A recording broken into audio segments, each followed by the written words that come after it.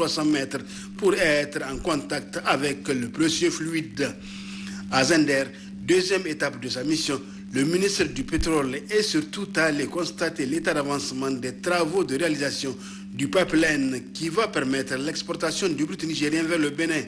Le point de départ de la ligne de l'Oloéduc se trouve au premier arrêt de Koulélé près de la centrale de traitement à Agadem et le point final se trouve, lui, au dernier arrêt dans le port de Sémi à Ouémé sur la côte sud-est du Bénin. La longueur totale de la ligne est de 1950 km, dont 1275 km au Niger et 675 au Bénin. À l'allure où vont les choses, tout porte à croire que l'exportation du brut nigérien aura bel et bien lieu à la date prévue, c'est-à-dire mi-2023. En tout état de cause, le ministre du Pétrole tient beaucoup au respect strict du délai, car l'exportation du brut nigérien va permettre de booster l'économie nationale. Mohamed Sani Mahamadou a clôturé sa mission par la visite de la société de raffinage de Zender Soraz. Le fonctionnement, la formation, la sécurité, le respect de l'environnement et les honte le visiteur et ses hôtes. Il faut noter qu'à Zender, tout comme a dit du pétrole, de l'énergie et des énergies renouvelables, Mohamed Sani, qui entend impulser une nouvelle dynamique au secteur pétrolier, a rencontré les devis du personnel nigérien ont été au cœur des échanges. Du registre, à l'instar de la communauté internationale, le Niger célèbre demain 28 juillet 2021 la 11e journée mondiale de lutte contre les hépatites virales. À cette occasion, le ministre de la Santé publique, de la Population et des Affaires sociales a délivré un message. Le résumé avec Jemila Amadou et Hamidou Abdoulaye. Cette année, le thème de la journée mondiale de lutte contre les hépatites virales est « L'hépatite ne peut pas attendre ». Un thème qui rappelle qu'il est très urgent d'agir face à l'avancée des hépatites dans les pays du monde. Il s'agit donc d'une actualité car les hépatites gagnent du terrain dans le monde entier. C'est pourquoi il y a nécessité de vite agir et sensibiliser la population sur l'hépatite et ses conséquences sur l'individu, la famille et la communauté. L'hépatite virale est causée par 5 virus A, B, C, D et E qui ont des modes de transmission différents et provoquent des maladies qui évoluent différemment. L'infection à hépatite A et à hépatite E se transmettent par voie orale et celles à hépatite B et C se transmettent suite à une exposition au sang ou aux fluides biologiques. Le virus de l'hépatite B attaque le foie. L'épidémie due au virus de l'hépatite B touche essentiellement la région africaine avec 60 millions de cas. En 2020, selon l'Organisation mondiale de la santé, plus de 250 millions de personnes vivent avec une infection chronique par le virus de l'hépatite B au niveau mondial. En pleine pandémie de la Covid-19, l'hépatite virale continue de tuer chaque jour des milliers de personnes. Les hépatites B et C sont la cause la plus fréquente de décès, avec 1,3 million de vies perdues chaque année dans le monde. Les nourrissons sont particulièrement vulnérables. Environ 90% des enfants infectés par ce virus pendant leur première année de vie en deviennent des porteurs chroniques. Depuis l'adoption de la résolution sur le programme de développement durable à l'horizon 2030, le Niger s'est engagé dans le combat à travers son alignement sur les cibles de la stratégie de les. Volet reportage de cette édition consacrée à la proclamation des résultats du BPC session 2021. Vous le savez, tourne autour de 20%, ce qui défraie la chronique. Quelles sont les appréciations? Les responsabilités sont-elles partagées? Éléments de réponse dans ce dossier signé.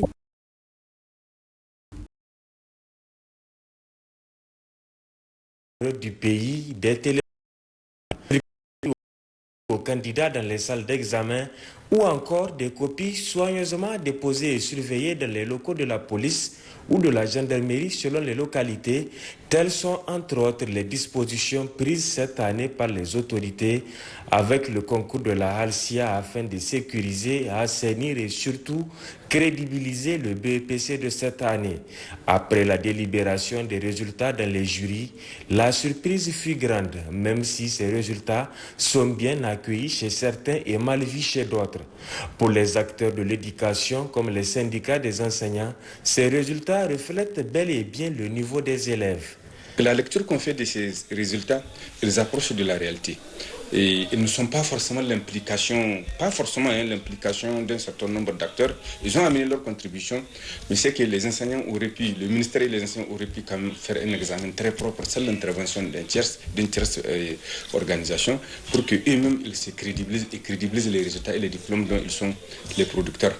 Il faut s'en féliciter quelque part parce que ça va permettre aux décideurs de voir le vrai niveau du système et à ce moment-là, à l'avenir, d'amener des solutions qui sont adéquates aux problèmes. Le même point de vue est presque soutenu du côté de la société civile. Il faut qu'on assume ce résultat en tant que Nigérien. C'est le reflet de la réalité du système éducatif nigérien. Il faut que les acteurs acceptent de partager la responsabilité et de se remettre en cause.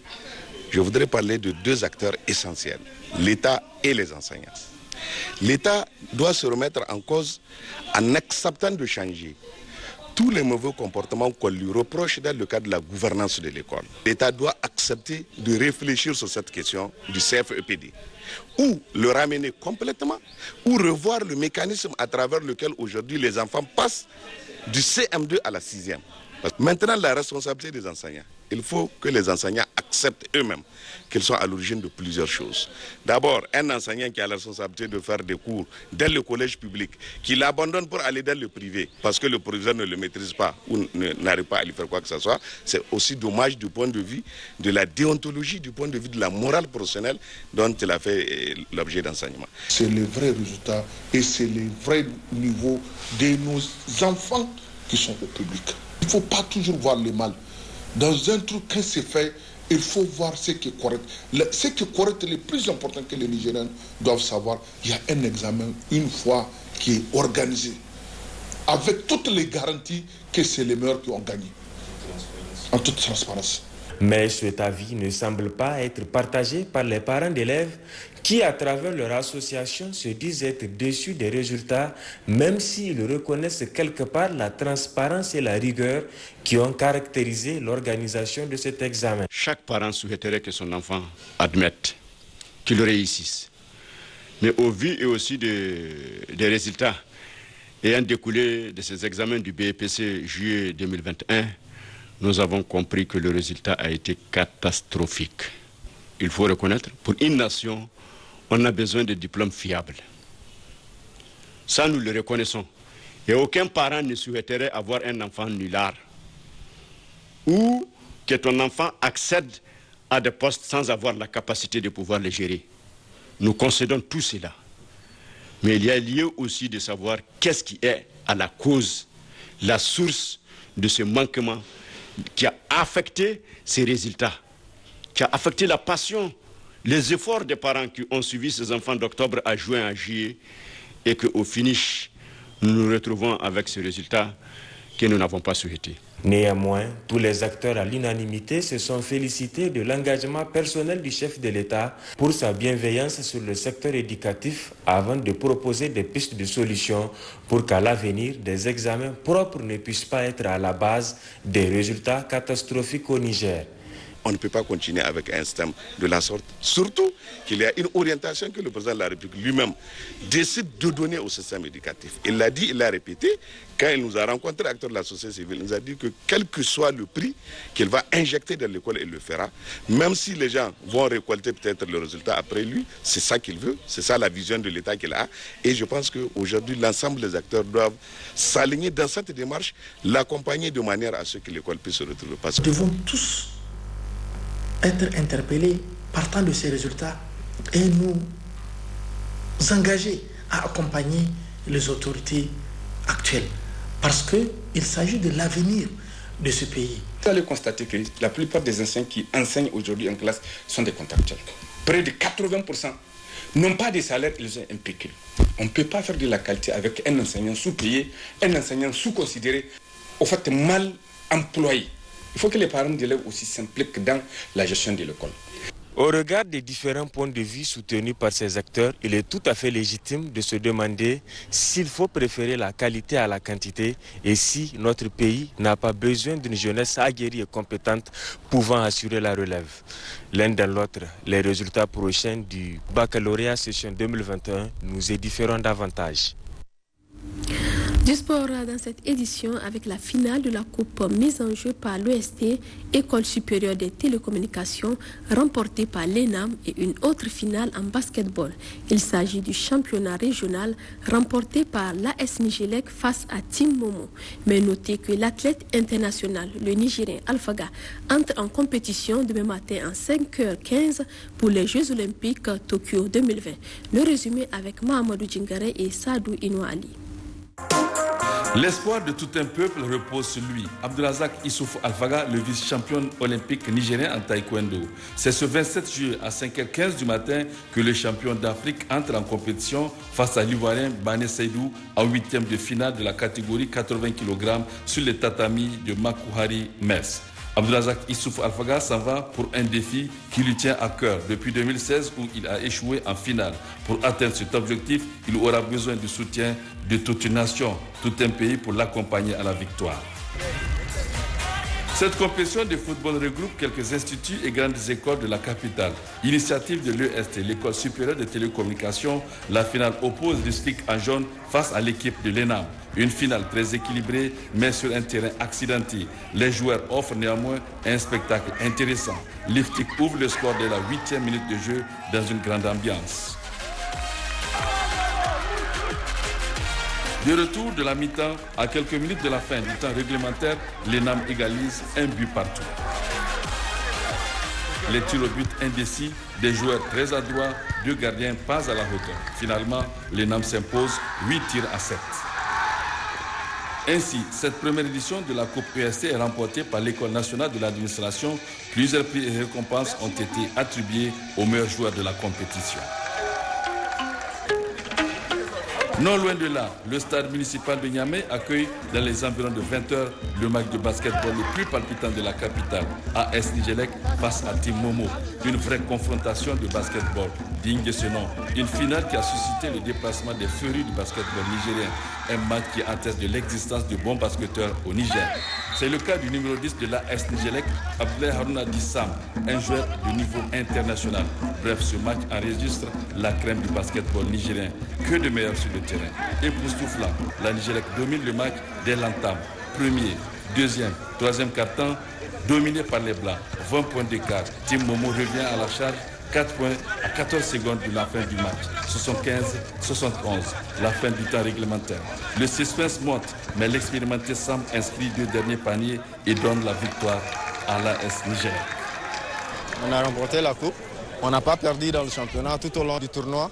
On a gagné tout nos matchs jusqu'en finale. Ce qui est bien, et là, c'est pour préparer la Coupe nationale. Et après, l'équipe va se présenter aussi pour la balle, les éliminatoires de la balle qui vont se dérouler ici au premier tour à Niamey.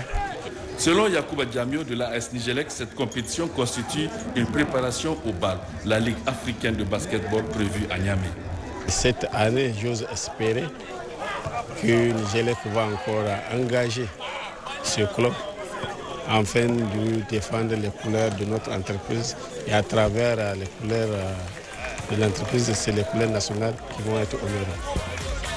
Avec ce niveau impressionnant, les basketteurs nigériens soutenus par des sociétés de la place, la Nigelec et la Solidep dont le DGA a assisté à la finale, il y a lieu d'investir conséquemment pour que cette discipline, le basketball, retrouve ses lots de noblesse dans la sous-région et sur le continent.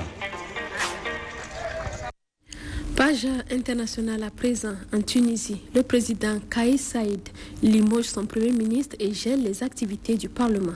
La crise politique dans ce pays atteint ainsi un nouveau sommet alors que la Covid-19 ébranle déjà son économie. Suivez plutôt. Depuis ses voitures, le président du Parlement et quelques députés de son parti Ennahda mènent un sit-in. Dimanche, le chef de l'État a gelé les activités de l'Assemblée pour 30 jours. L'armée bloque désormais l'accès au bâtiment. Devant l'entrée, la police tente de maintenir à bonne distance les partisans des deux camps. Les décisions du président Kaïs Saïed ne sont pas correctes. Elles sont inconstitutionnelles et nous ramènent en 1954. Voir le Parlement bloqué par des tanks, c'est vraiment une honte. Le président tunisien a aussi limogé son Premier ministre. Les militaires ont été déployés dans le palais gouvernemental pour empêcher les employés d'y entrer. La veille, malgré le couvre-feu, les partisans du président Kaïs Saïed sont descendus dans les rues de Tunis pour célébrer ces décisions. C'est la première fois de ma vie que j'entends un chef d'État prendre une décision correcte. On a retrouvé le contrôle de notre pays. Pour justifier ces mesures, le président a fait appel à l'article 80 de la Constitution, qui invoque un péril imminent menaçant les institutions de la nation et l'indépendance du pays. Alors que la Tunisie subit de plein fouet la pandémie de coronavirus, le pays est paralysé depuis 6 mois à cause d'un bras de fer entre le président tunisien et le chef du Parlement. La Loterie nationale du Niger a procédé cet après-midi au tirage Loto Balsa 5 sur 90 dénommé Mamaki.